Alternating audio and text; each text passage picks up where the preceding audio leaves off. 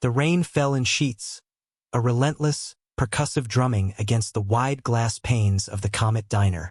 It was the kind of night that washed the color from the world, leaving only smeared neon and the tired gray of worn-out asphalt.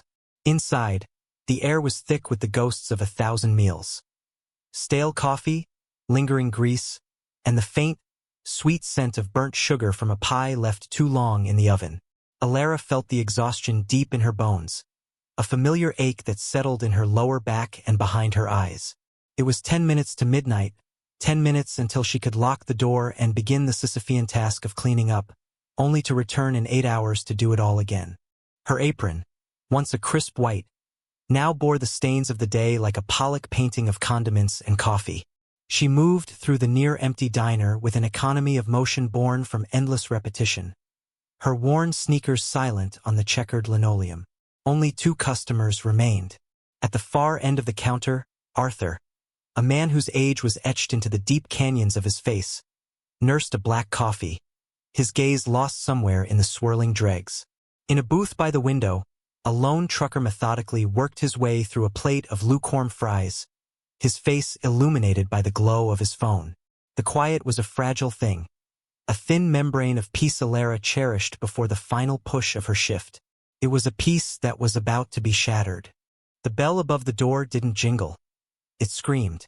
For men stomped in, bringing with them the damp chill of the storm and an aura of belligerent entitlement that instantly soured the air.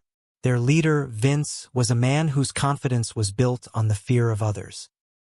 He was broad-shouldered with a smug, predatory grin, his wet hair plastered to his forehead.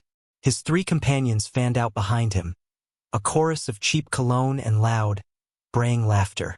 They weren't here for food. They were here for sport. "Look what we got here, boys," Vince announced, his voice echoing in the small space. "Last call at the Sad Cafe." He slid into the booth directly in front of the counter, his eyes raking over Alara, stripping away her dignity with a single contemptuous glance. "Hey, sweetheart, you on the menu?" His friends snickered, their eyes following his. Alara felt a familiar knot of ice form in her stomach. She'd dealt with their kind before, men who saw her uniform as an invitation for disrespect. She kept her expression neutral, her hands busy wiping down a clean section of the counter. "Kitchen's closed in 5 minutes," she said, her voice flat, betraying none of the tremor she felt inside. Vince's grin widened. "Oh, I think you can make an exception for us. We're starving," he snapped his fingers, a sound like a whip crack in the silence. "For cheeseburgers, deluxe. And make 'em quick. We got places to be." The trucker in the corner pointedly put on his headphones. Arthur didn't move, but his gnarled hand tightened around his coffee mug.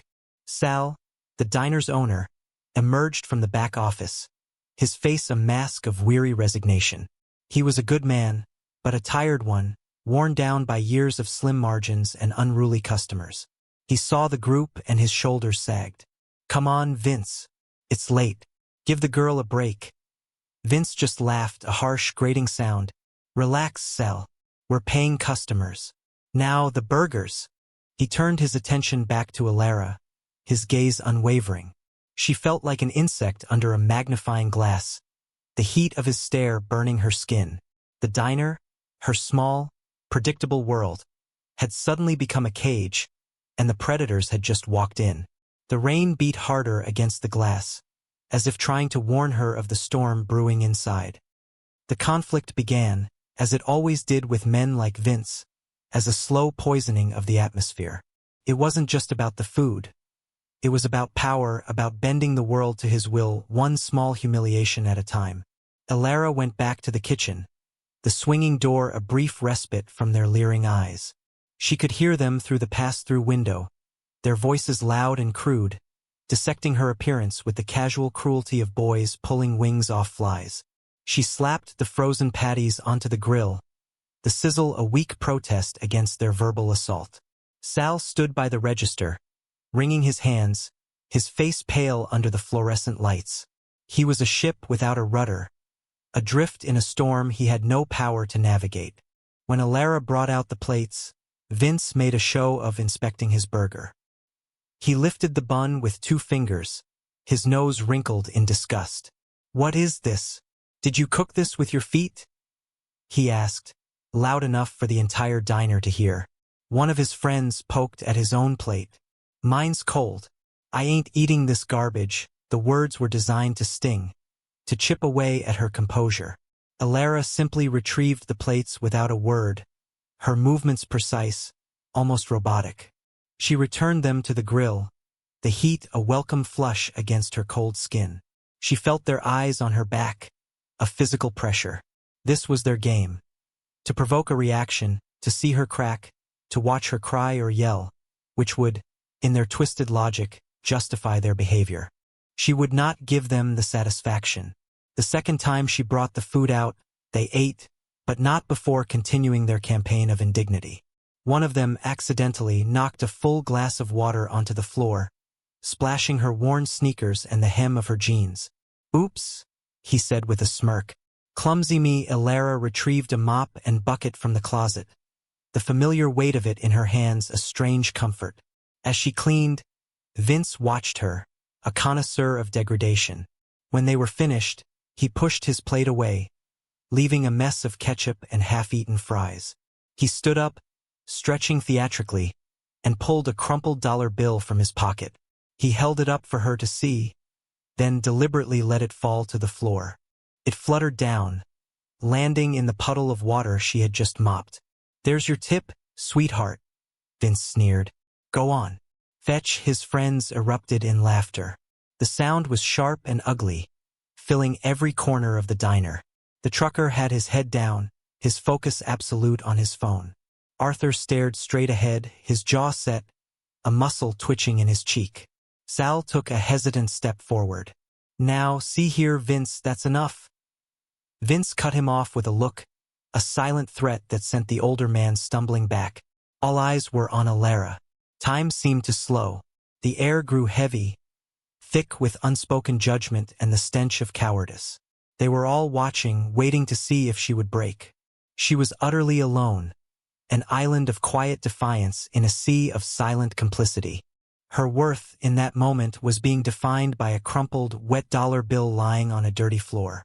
The world had presented her with a choice, her dignity or their amusement. Alara's mind, for a fleeting second, became a gallery of ghosts. She saw her mother, face drawn and tired from chemotherapy, smiling weakly from a hospital bed, her hand squeezing Alara's. "Be strong, my love," she had whispered, her voice a fragile rasp. Not loud, just strong. There's a difference. The memory was a dull ache, a constant companion. Then, she saw her father, his hands calloused and stained with engine grease, holding up a cracked engine block. He had been a mechanic, a man who understood the intricate workings of steel and pressure. He saw the same resilience in his daughter. He'd been teaching her how to change the oil in their old sedan, her small hands struggling with the wrench. She had gotten frustrated, ready to give up. He had stopped her, crouching down to her level, his kind eyes meeting hers. "Your spine is made of steel, kid," he'd said, his voice a low, comforting rumble. "It's stronger than any wrench, tougher than any engine. Don't ever let anyone bend it for you. Not for a boss, not for a bully, not for anyone." He had passed 2 years ago, a sudden heart attack stealing him away in the night, leaving Alara not just an orphan, but the sole guardian of her younger brother, Leo. Leo! His face was the most vivid image of all. She saw him propped up on pillows on their worn-out sofa, a nebulizer mask covering his small face, his breathing a shallow, wheezing rhythm. Cystic fibrosis. The words were a cruel, clinical sentence, a life of treatments, hospital visits, and constant worry. The bills were a mountain she climbed every single day, and this job, this greasy spoon diner with its sticky tables and rude customers, was the only rope she had. Every dollar mattered. Every tip, no matter how small, was a fraction of a copay, a piece of a prescription, another breath for her brother. The crumpled bill on the floor wasn't just $1. It was a vial of medicine, a gallon of gas to get to the clinic. The humiliation was the price. For a moment, a wave of despair washed over her. It would be so easy to just pick it up, to swallow her pride and end this torment. It was just $1. It was just one night. But then her father's voice echoed in her memory, clear as the day he'd said it. Your spine is made of steel. She thought of Leo, of the quiet courage he showed every single day, facing down a disease that tried to steal his breath. He never complained. He just fought. If he could fight that, she could fight this. This wasn't just about $1. It was about the slow erosion of her soul.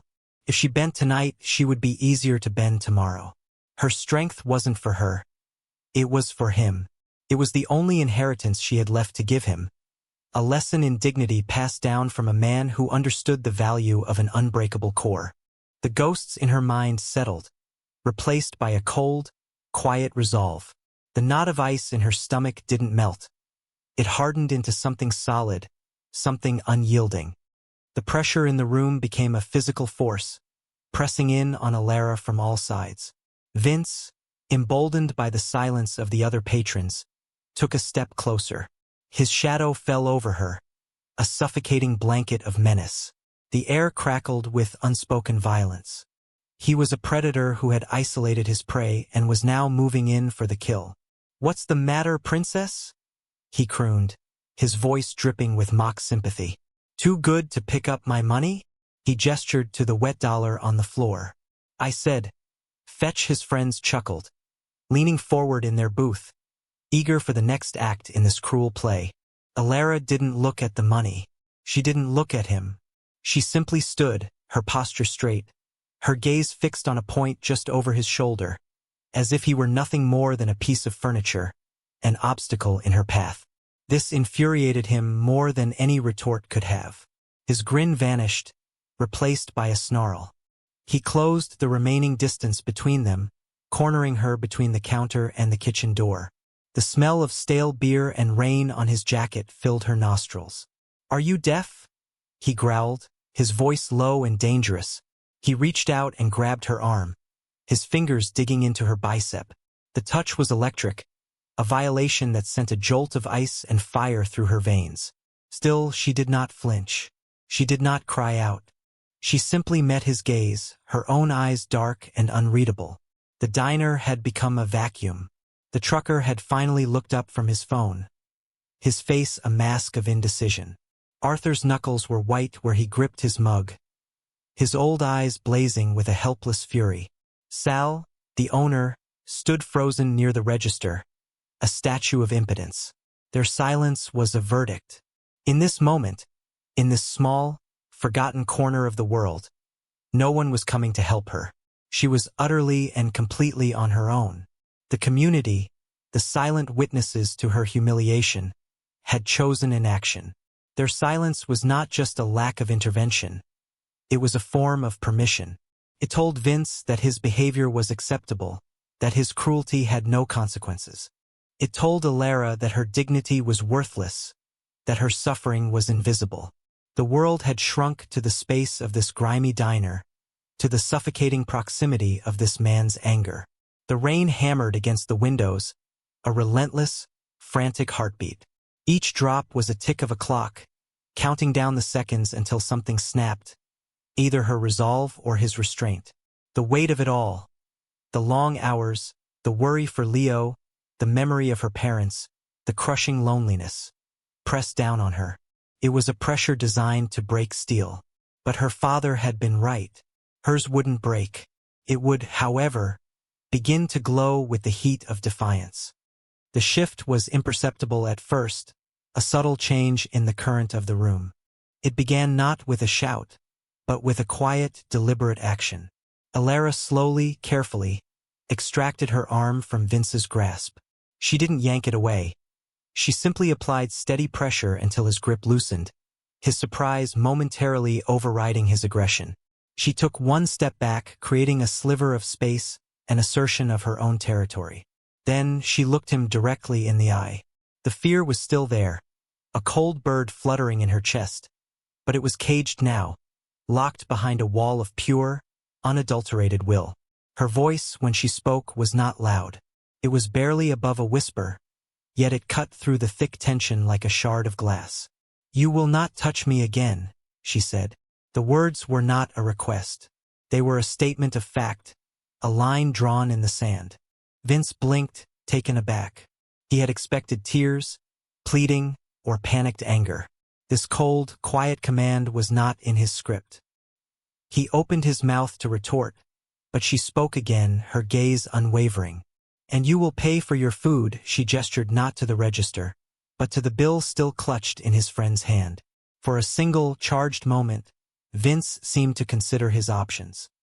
His pride, pricked by her defiance, warred with the unsettling feeling that he had misjudged her. He chose violence. With a roar of frustration, he swept his arm across the table, sending plates, glasses, and silverware crashing to the floor. Porcelain shattered, the sound echoing like a gunshot in the stunned silence. "There's your payment," he yelled, his face contorted in a mask of rage. He expected her to scream, to recoil. She did neither. She held his gaze for another long second, then her eyes dropped to the mess on the floor. With a calmness that was utterly unnerving, she turned, walked to the utility closet, and returned with a broom and a dustpan. She began to sweep up the broken shards of ceramic, her movements methodical and unhurried. Each scrape of the broom against the linoleum was a declaration of her resilience. She would not be broken. She would simply clean up the mess he had made and continue on. She bent down right in front of him and swept the last of the debris into the pan. Then, she walked over to the crumpled dollar bill still lying in the puddle of water. She picked it up, her fingers gentle, and walked to the register. She smoothed the wet bill out on the counter, pressing the wrinkles from it with the heel of her hand before placing it carefully into the cash drawer. She had not fetched it. She had claimed it. It was an act of profound dignity, a refusal to let him define her worth. She had taken his ultimate insult and transformed it into a quiet victory. The first person to truly see her was Arthur.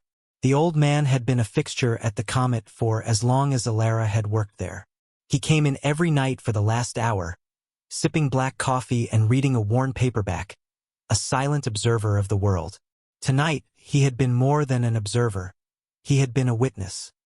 He watched as Alara swept up the shattered plate, his tired eyes missing nothing. He saw the tremble in her hands that she fought so hard to conceal. He saw the steely resolve in her posture. He saw her reclaim that wet, crumpled dollar not as an act of submission, but as an act of defiance. When she closed the register drawer with a soft click, her back was to the room. But Arthur saw her reflection in the polished chrome of the coffee machine. He saw her close her eyes for a single, fleeting moment, a silent gathering of strength. In that instant, he didn't see a tired young waitress. He saw a warrior. As she turned back around, her face once again a mask of professional calm, their eyes met. Arthur, a man of few words, offered none now. Instead, he gave her a slow, deliberate nod. It was a small gesture, almost imperceptible, but it was freighted with meaning. It was a sign of respect, an acknowledgement of her courage, a silent apology for his own inaction.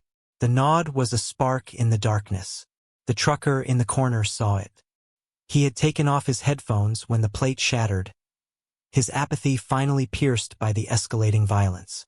He watched the exchange between the old man and the young woman.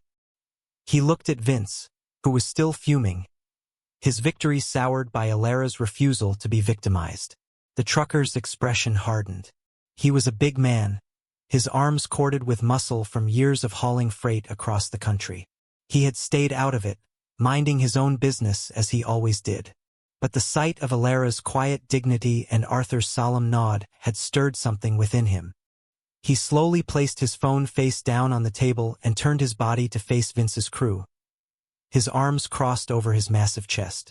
He said nothing, but his glare was a physical weight, a silent challenge. The dynamic in the diner had shifted. The bubble of Vince's perceived power had been pricked. The silence of the witnesses was no longer the silence of indifference. It had become the silence of judgment.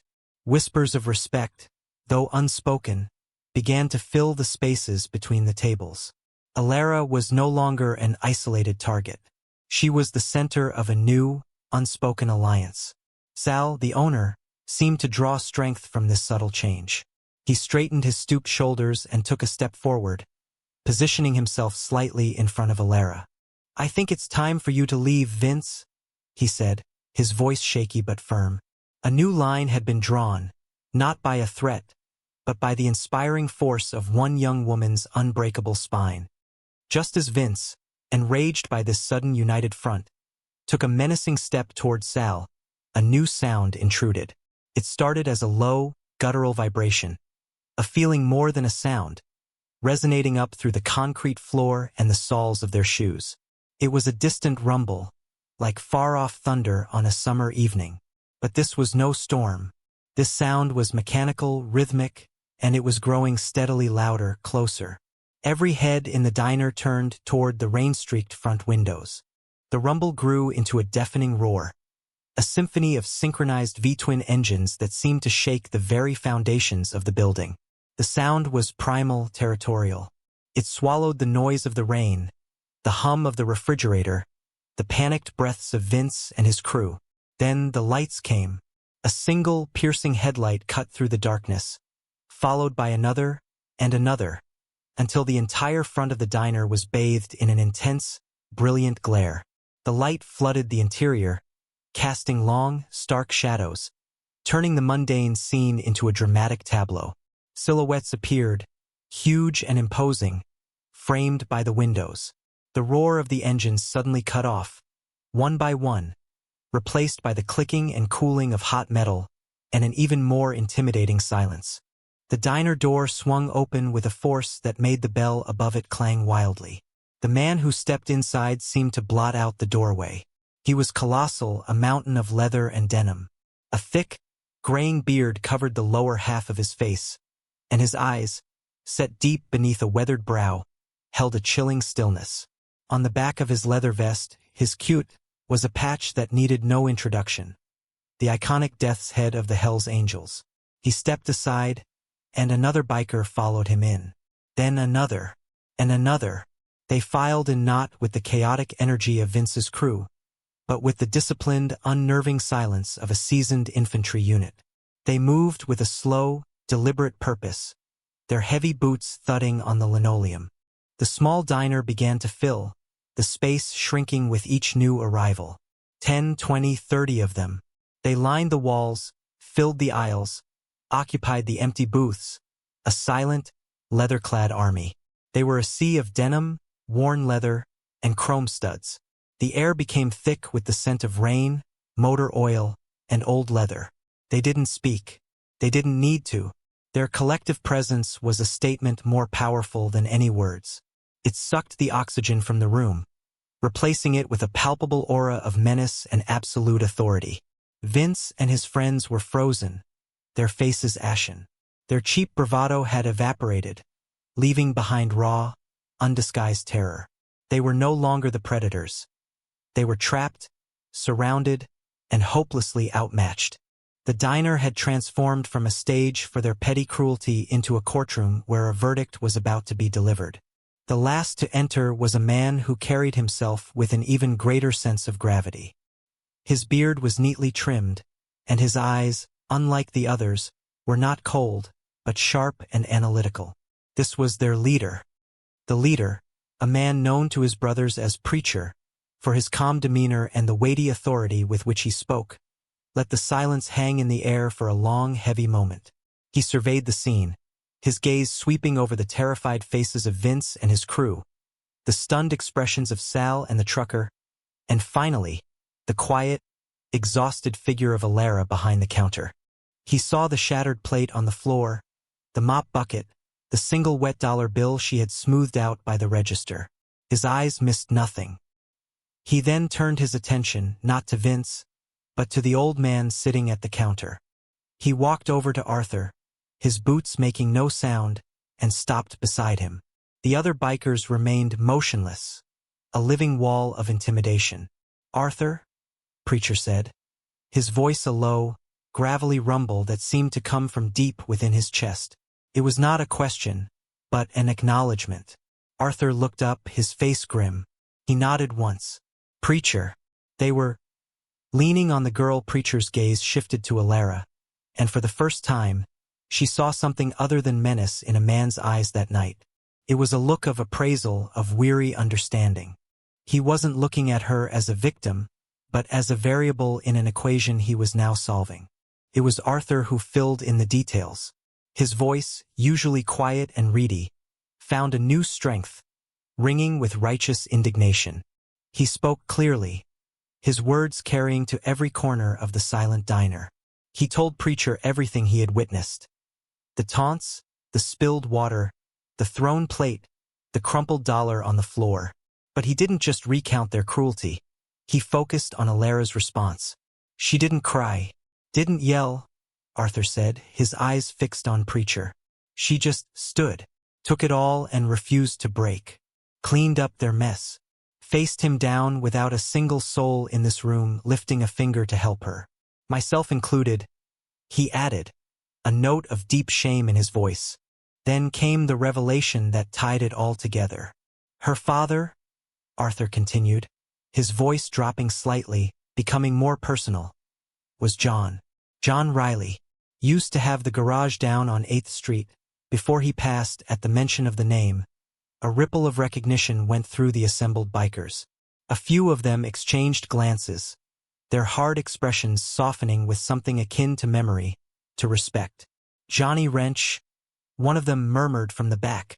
Preacher's impassive face finally registered a flicker of emotion. He looked at Alara again, this time with a completely different light in his eyes. He was no longer looking at a stranger. Johnny was a good man, Preacher stated, the words an epitaph and a verdict. Fixed my panhead more times than I can count. Never overcharged. Always stood by his work. He was a friend. An honest man. Arthur nodded. She's his daughter, working herself to the bone to take care of her little brother. He's sick. She's all he has. The truth hung in the air, reframing the entire narrative. This wasn't just a random waitress being harassed. This was the daughter of a respected friend, a young woman embodying the very principles of hard work and dignity they held sacred, being tormented by worthless thugs. The honor of a fallen friend was at stake. The weight of Preacher's attention finally fell upon Vince. It was not a raging fury, but something far more terrifying. A cold, focused calm. He walked toward the booth where Vince and his friends were huddled together, their faces pale with sweat. They looked like cornered rats. Preacher stopped in front of their table, his sheer size eclipsing the fluorescent lights above. He didn't raise his voice. He didn't need to. You made a mess, he said, the words simple, yet carrying the force of an indictment. He gestured to the shattered porcelain Alara had swept into a neat pile. He then pointed to the bill on their table. And you have an outstanding tab. Vince's hands trembled as he fumbled for his wallet. He pulled out a wad of cash, his fingers clumsy, and threw it onto the table. There. It's all there. More than enough. We're sorry, we're leaving. Preacher didn't even glance at the money. He looked at Alara. Is that right? He asked her. Alara, stunned into near silence, could only nod. Good. Preacher turned back to Vince. Now you're going to clean. Vince stared, uncomprehending. What? You heard me? Preacher said, his voice dropping an octave, losing its calm edge for the first time. You will clean the mess you made. On your hands and knees. There was no room for argument. Under the watchful eyes of 50 silent bikers, Vince and his 3 friends slid out of the booth. One of Preacher's men handed them rags from behind the counter. What followed was a surreal spectacle of humiliation and justice. The 4 thugs, who moments before had been the picture of arrogant cruelty, were now on their hands and knees, wiping the floor, picking up the last of the food scraps. The bikers didn't mock them or cheer. They simply watched, their silent presence a far more potent form of judgment. One of the bikers, a man with a wild mane of black hair, noticed a wobbly leg on a nearby booth. He knelt down, pulled a multi-tool from his belt, and with a few expert turns, fixed it. Another began methodically stacking chairs on tables, preparing the diner for closing as if it were his own. They were not just punishers. They were restorers. When the floor was clean, Preacher pointed Vince toward the counter where Elara stood. "Apologize to the lady, Vince." His face burning with shame, shuffled over. He couldn't meet her eyes. I'm sorry," he mumbled to the floor. "Look at her when you say it," Preacher commanded. Vince's head snapped up. He met Elara's gaze, and in his eyes, she saw not remorse, but pure, unadulterated fear. "I'm sorry," he repeated, his voice cracking. Preacher then walked to the counter himself. He reached up and, with a practiced motion, began to undo the stitching on a patch from his own vest. It wasn't one of the club's primary patches, but a smaller one, a support patch often given to trusted friends of the chapter. He laid it gently on the clean countertop in front of Elara. It depicted a wrench and a spark plug, crossed like a coat of arms. "Your father was a good man," he said, his voice now gentle. "He looked after us. We look after our own. This place," he swept his hand to encompass the small diner, "is under our protection now. You tell Sal. No one will bother you again." The promise hung in the air, an unbreakable vow sealed in leather and steel. The entire community, which had begun to gather as curious neighbors peeked out of their windows, drawn by the fleet of motorcycles, watched this quiet, powerful exchange. Respect had been paid, and a shield had been raised around the small, tired waitress. The bikers began to file out as they had entered, in disciplined silence. They moved with a shared purpose, a river of black leather flowing out of the diner and back into the rainy night. They swung their legs over their bikes, the worn leather of the seats groaning in protest. One by one, the engines roared back to life, a staggered, rolling thunder that vibrated through the ground. It was not the chaotic noise of Vince's crew, but a powerful, unified chorus. For a moment, the street was a dazzling display of chrome and headlights, a steel cavalry preparing to ride out. Before leaving, Preacher paused at the door and looked back one last time, his eyes finding Elara behind the counter. He gave her a single, slow nod, mirroring the one Arthur had given her earlier. It was a gesture of solidarity, a final confirmation that she was no longer alone.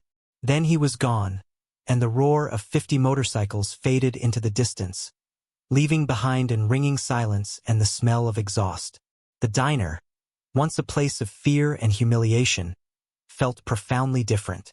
It was still the same room, with the same cracked vinyl booths and humming fluorescent lights, but the atmosphere had been irrevocably altered. The air was no longer heavy with dread, but with a strange, new sense of sanctity. Felt safe. Vince and his friends, stripped of their power and dignity, scrambled out the door and disappeared into the night like vermin scuttling for cover. The trucker, who had stood watch over the entire ordeal, walked to the counter. He laid a $50 bill next to the patch Preacher had left. "You've got guts, kid," he said, his voice gruff with emotion. Real guts. Arthur slid off his stool, his movements slow and deliberate. He placed a 20 on the counter, his gnarled hand resting on top of it for a moment. "Your father would be proud, Elara," he said, using her name for the first time. Sal, the owner, finally found his voice, his face a mixture of awe, relief, and shame.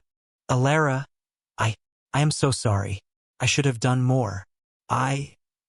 He trailed off, unable to articulate the depth of his failure. Elara simply shook her head. There was no anger left in her, only a profound, bone-deep exhaustion mixed with a feeling she couldn't quite name. Felt like relief, but it was more than that. It was a sense of belonging. She stood alone in the quiet diner, the last of the customers gone, the door now locked. She looked around the small space, her gaze landing on the patch sitting on the counter. She picked it up. The embroidery was thick and well-made. The crossed wrench and spark plug felt heavy in her palm, a tangible symbol of the legacy her father had left her. A legacy not of money or property, but of respect earned through honest work and quiet integrity. A legacy that had just been returned to her tenfold by a brotherhood of men who lived by a similar code. Outside, the rain had finally stopped. The clouds were breaking, and a single watery moonbeam cut through the darkness, illuminating the wet pavement. Alara looked out the window, tracing the path the taillights had taken as they disappeared down the road. She was still a tired waitress in a rundown diner, and tomorrow she would still have to get up and worry about Leo and the mountain of bills. But tonight, something had shifted forever. She was no longer just a survivor, weathering the storm alone. She was the most protected person in town, guardian of a small, sacred space, a girl with a spine of steel, now shielded by an army of roaring angels.